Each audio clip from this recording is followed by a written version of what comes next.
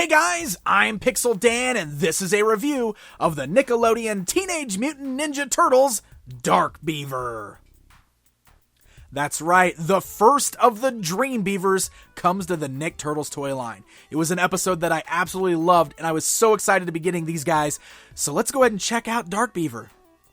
As you can see, he comes on that same style Nick blister card that we've seen for the other turtles in the line here. Just got that bright green card back featuring all four turtles up there in the upper right hand corner.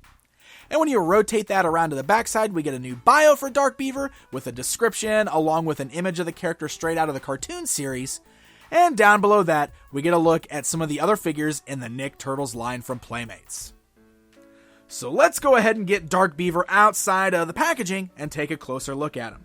Now, like I said, I really enjoyed the Dark Beavers episode, but another reason I find these characters so fun is that they totally pay homage to a classic set of TMNT characters known as the Terror Bears.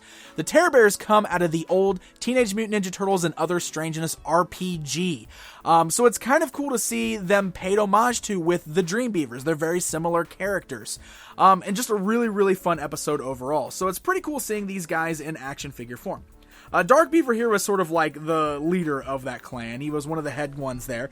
Just a really cool looking character overall in action figure form. Now, he doesn't quite look as scary as the character in the cartoon series. The Beavers, especially Dark Beaver, had a very dingy kind of dark look to his overall fur, kind of had these spiky pieces sticking off of his head, just a much more evil look. So this is definitely the more bright and colorful toy version of the character.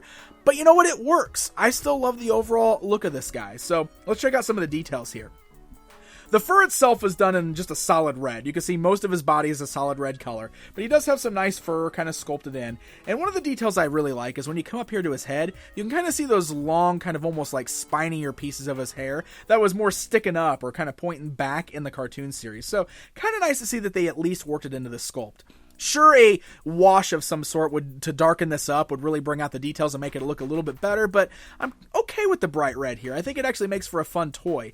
You got the bright yellow of the claws. You've also got a nice bright yellow tooth sticking out of his beaver mouth there. I kind of like the possessed looking eyes he has there. And the red kind of around with the black ring around it. The red there's a bit of a darker red, so it's different than the fur. It kind of stands out a bit. Then we got the whiskers painted, of course, and the nose and the ears are a bit of a brown color. So there's actually several colors here, which is kind of surprising.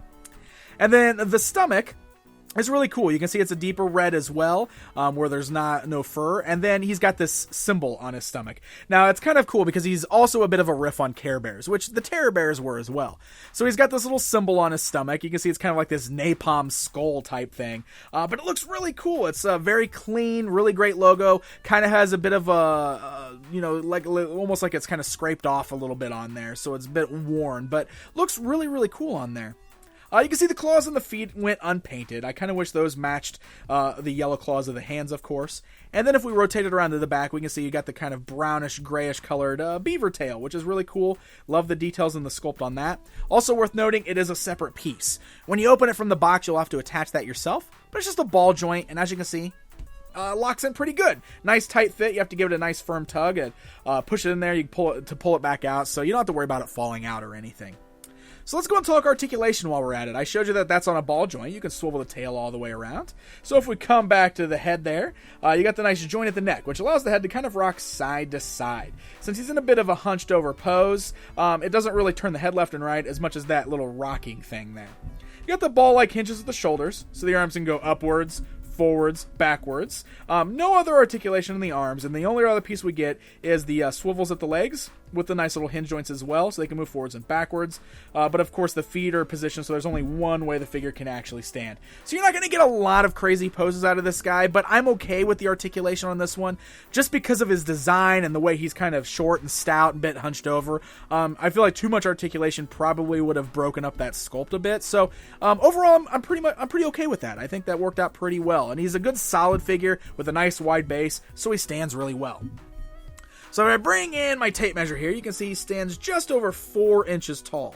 So if we put him next to the Ninja Turtles, like Raphael, you can see that Raph is a bit taller than him, but that's okay. In the cartoon that they were in, their scale was kind of all over the place. Since they kind of existed in the dream world, they could do what they wanted.